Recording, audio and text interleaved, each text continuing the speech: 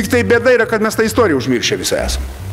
Mums jos nereikia. Aš nemanau, kad atsitiktinis yra, kai Liepos 6 ant Palangos tilto yra tiesiam ilgiausia trispalvė. Mėlyje, čia iš istorijos du. Čia tik rodoma, kad LDK mes nemyli, mums nereikia. Apie ką aš pašnekėjau, kur mūsų yra europinės su mąstymu, tam tikrų postumių istorija, mums jos nereikia. Mes esam absoliučiai tautininkiški nacionalistai. Etniniai nacionalistai net. Po Nerijos Putinaitės rodo, iš 10-9 politikai pas mus etniniai nacionalistai. Disertaciją jau dabar rašom. Žinokit visi, kas čia daug šnekėsit, esat analizuojami. Ir labai tiksliai. Ir Brazauskas, ir Landsbergis, ir nelabai atrandi. Nelabai atrandi normalios pilietinio nacionalizmo, politinio nacionalizmo atstovų, kurie kartu būtų atviri Europai ir taip toliau. Tai štai, dėl to, kad mes tebe gyvenam šitai. Čia vienas kažkoks ūkininkas pasidarė. Matot, salą net pasidarė. Ir ką? Nu ką tu pasakysi, nu gražu net. Tebe gyvenam kunigaikščių, atkreipkite dėmesį, ne tos LDK laikais, kur išryškėjo mūsų šitie civilizaciniai Europos požymiai. Algirdo laikais. Kodėl? Dėl to, kad visiems patinka. Čia Toynbee žemėlapis. Arnold Joseph Toynbee žymiausias pasaulyje anglų istoriosofas. Yra vakarų krikščionybės pasaulis, yra Aukso Orda, yra Bizantija ir yra Lithuanija. Nu visiems širdis apsalsta. Dieve mano, pasaulio veikia jokių kitų subjektų nėra, o Lietuva yra. Tai dėl ko? Dėl to, kad pagonis. Pagoniško imperija. Bet ta pagoniško imperija, nu tiek ir te gali. Mėlynuosius vandenys sudaužo, bet Kauną kažkodėl nesugeba atlaikyti. Tokia ta mūsų skistoka ta imperija. Per daug nesvaiktume, dėl to čia man ką tik pasiūlė paskaitą skaityti, klestinti ekonomiką Mindaugo laikais. Vat ačiū, sakau. Nu, tai taip, bet vaizdinys toks yra. Tai jeigu dar Mindaugą gali nuginčyti, bet jau Vytauto laikais, tai jau tikrai. Nu ir kur, mėlėjai, nu ką tik suskaičiavom. Turim 16 mūro pilių. Vokiečių ordinas turi 160. Jų pilis vidutiniškai dvigubai didesnė už mūsų. Vadinasi, mūro civilizacijų santykis klestinčios Vytauto ekonomikos laikais yra 1, Vokiečių ordino 20. Tai viskas. Tai dėl to nesvaikim dėl šito reikalo ir nestatykim šito reikalo tapatybės pagrindu. Dėl to europinio identiteto stoka aiškiai skatinas nacionalistinį separatizmą ir dėl to šitos etnokultūrinės tapatybės klausimų, kurį mano įsitikinimu puikiai Nerija Putinaitė išryškinusi, mes galime pasakyti, kad mums reikia dabar dar labiau studijuoti Edvardą Gudavičių. Bet mūsų visa visuomenė, oficialioji linija labai patenkinti, kai išgujo. Gudavičių stylį nebereikia, o jį nereikėjo matyti. Dėl to, kad jis pirmas tvirtai pasakė, nu nebuvo baltiškos Baltų Atlantidos. Nu nėra jo, nu nėra to aukso amžiaus. Ten, kaip Basanavičius sakė, nu nerandam nieko. Nu, turbūt vienas archeologas taip subtiliai yra pasakęs. Baltų kultūra taip subtiliai reiškės, kad matyt reiškėsi šokiais ir dainomis. Ir iki šiandien taip ir reiškės, kaip matom. Tik Eurovizijos nelaimė. Tai va, Gudavičius įrodė, kad visas mūsų kelias, aš beveik galiu pasakyti, kad manau, kad profesorius tą, kad pirmoji daly šnekėjau, pasirašytų po mano tais teiginės, nes viskas remiasi jo mąstymų revoliucija atlikta mūsų tapatybės konstravime. Jeigu ne Gudavičius, tai mes toliau tebe gyventume su tokia tapatybė. Tai yra sovietmečio nususinta lietuviškoji tapatybė.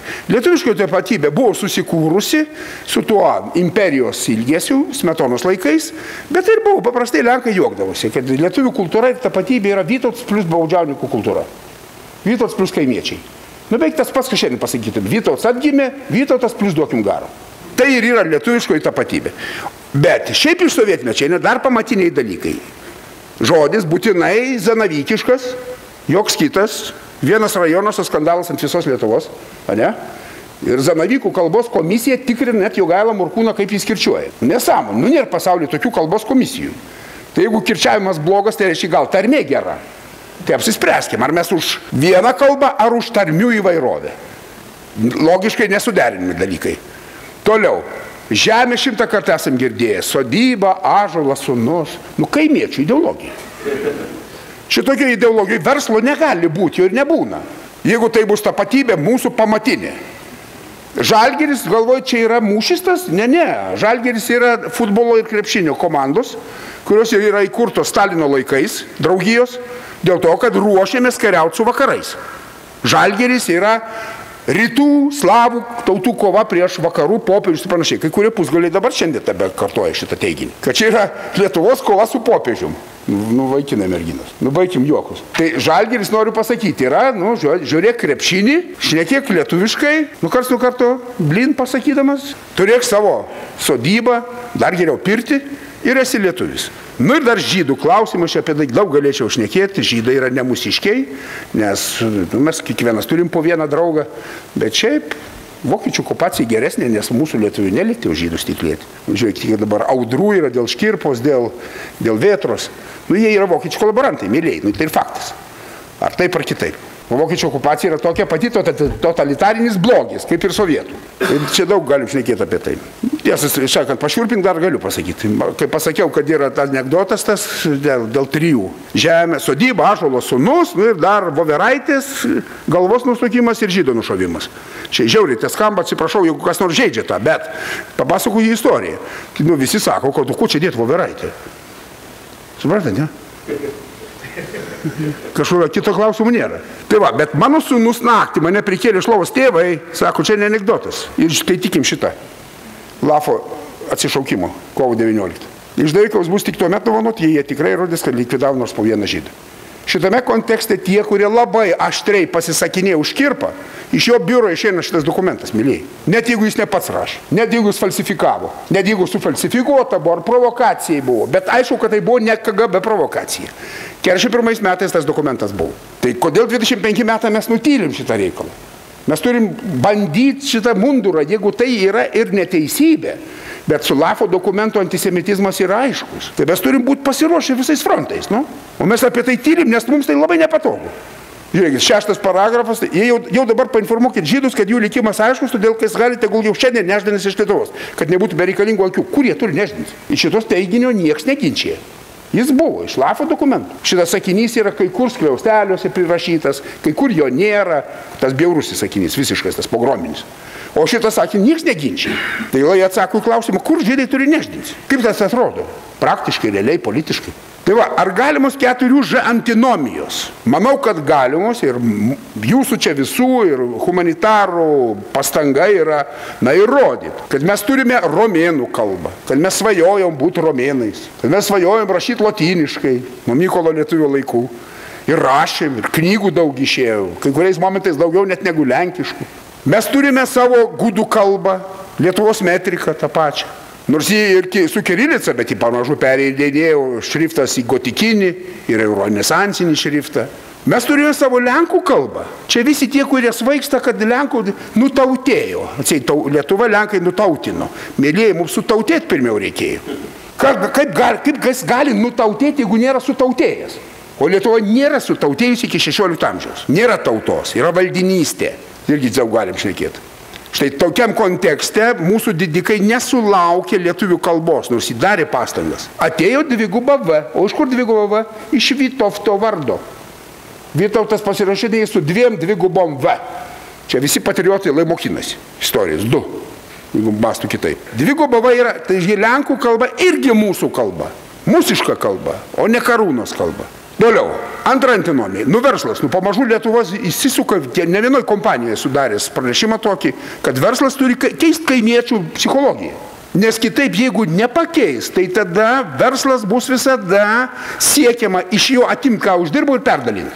O ne, kad verslininkystė yra tapatybės dalis ir ją reikia skatinti visais būdais. O ne kaimiečių ideologiją propaguoti. Toliau. Aišku, kad reikia skatinti toliau ne vien Žalgirio tą religiją, bet aš netikiu, kad mes ir krikščionys esam, kad antroji religija yra Žalgiris, o pirmoji yra krikščionybė. Netikiu. Kai popiežius Karšinas Jonas Paulius II sėdau naktį ir pervažiavo visas Vilniaus bažnyčias. Nedegė niekur žvakė, kada visas pasaulis žibėjo, nuo Manilos iki Mechiko. Nedegė. Mes prastai pakrikštyti buvom, kas sovietai dadūrė su savo ateizacija, dabar tokie ir esam. Daugiau pagonis turbūt. Tai dėl to norėčiau sakyti, Žalgiris, pagonybė, krikščionybė. Toks mūsų yra religija. Tai vietoj to mums reikia toliau įsisavinti krikščionybę ir ypač Europos visas kitas vertybės. Romėniškumą ir graikiškumą. Aš nelabai sutikau, kad Europos konstitucijai būna tik krikščionybė. O kur graikai su romėnais? Man to visą laiką trūko. Kaip Šliogeris sako, po Platono nėra ką daugiau filosofams veikti. Viskas pas graikus yra. Teisiniai sistemui viskas pas romėnus yra. Individualus ūkis jau yra, nuo alodą galima kildinti iš romėnų ūkinės sistemos. Toliau mes savo tradicijose turime, jeigu mes nepradėsim labai didelę tokią svaigti dėl kokiu nors ten vakar perversmo, Smetonos diena, mes turime savo tradicijų gilioje, kaip jau minėjau, tolerancijos, respublikos idėją. Mes turime daugiau konfesiškumo. Mūsų demokratai, gerai, bajoriška, turi teisę rinkti 7%. Nuo Anglijoje 19 amžiuje kartais sakoma 9% te buvo. To jau demokratiniai. Tai ne ką jau blogiau. Tai reikia perimti, įsisavinti mūsų patirtį. Tai žodžiu, reikia daugiau knygelių skaityti. Viskas, tai tuo ir norėčiau palinkėti, kad ES ir Lietuva yra mums duotas šansas. Pirmas iki istorijai toks. Visą laiką buvom vieni ir verkėm. Buvom dar su Lenkais, o tie visai negeri. Lenkai krito kaip lapeliai, lietuviai kaip mūrai. Ne? Geriau, kad kristų dar labiau. Tai štai, mes esam pirmas iki tokioj sąjungai. Ir dėl to man visiškai atrodydavo keista, kad žmonės verkė dėl papročių kažkokių išnykimo. Kokių? Aš žinau vieną paprotį, lietuvišką, tikrai. Per naujus metus stebėti ogonioką, gert vodkę, o 12 valandą šampaną. Tada visi sminga į lietuvišką vinegretą, verkia veidus, pasirodo tas lietuviškas vinegretas, taip pat ne lietuviškas, o olivier. Ir visas, sakau, toks paprotys gal dings, ačiū Dievui įtariu, dingsta. Na štai, ir dėl to man optimistinė pabaiga būtų. Vis dėlto su Europos Sąjunga mes padarėm ką? Kad Vytis ir Kanarose yra Vytis. Joks Darius ir Girėnas, kad ir kaip būtų skridęs, nebūtų nuskridęs ant lito. Tai yra mūsų bendriausia išvada, galim tikrai sustiprinti ir bendriausia išvada. Norėjo būti su Europa ir vakarais. Ir 1009-aisiais, Netimero krikštas, ir Mindaugo koronacija, ir Lietuvos krikštas, ir Vytauto koronacijos projektas, ir Liublino unija, ir gegužės 3 konstitucijai su spalio 20-osios papildymu, ir 63 metų sukilimas, ir vasario 16 Versalio struktūros dalis, ir 49 partizanų vasario 16 rezoliucija. Taigi norime būti su vakarais ir nuo 90 ir 2004. Tai kodėl tada užmirštame, kad nenoras būti su vakarais gimdė gėdingiausias Lietuvos istorijos dienas ir naktis. 40 metų birželio 15. Žinom puikiai. O aš manau, kad čia nenoras būti su vakarais, nenoras rasti kompromisą su Londonu ir Paryžiumi 1921, kai buvo Himans antrasis projektas. Nenoras buvo rasti, nenoras susirasti vakarais. Mykolas Šleževičius tada sakė, susipyksim su Londonu, Paryžium, liksim tarp Maskvos ir Berlyno. Taip ir buvo. Pranašas, 20 metų anksčiau pasakęs. Tas pats buvo, kadangi istorijos nesivokėjom, 1792 metų Liepos 23. Kas buvo? Absoliučiai toks pat balsavimas. Priimti Jekaterinos notą ar nepriimti? Jekaterina ėjo už Lietuvos vardą. Tai kiek pas mus dabar? Gegužės 3 konstitucija, kurią gynė šitas karas. Būtent šitą konstituciją gynė.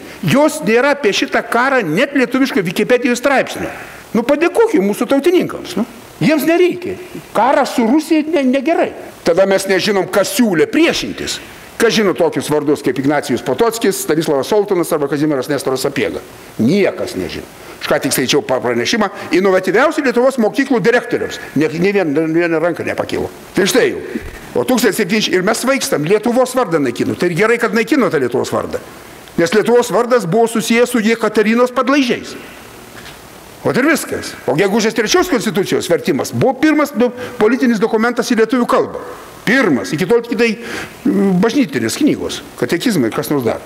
Jeigu mes tai pasidarom, svarbiausia išvada Europa Lietuvai yra ne politinė konjunktūra, kaip mes kartais skaitom čia, eina iš pykstam, kad Europos komisija biurokratizuota, kad žmogaus teisės dažnai sugretinamos vien tik su gėjų teisėmis, tau Maskva šaukia. Ne taip, mėlieji. Mano stiklų tikrai ne politinė konjunktūra ir tikrai yra daugiau negu Šumanas ar kiti Europos Sąjungos kūrėjai svarstė ten. Anglis nakta, kad anglis plienas, kad nekiltų konfliktų. Ne visai taip. Europa yra istorinė dimensija, akivaizdi. Lietuvai ji buvo, aiškiai, su tam tikrom, kaip matėm, spragom, kliūtim, buvo ir gali būti savastim. To linkiu jums. Ačiū.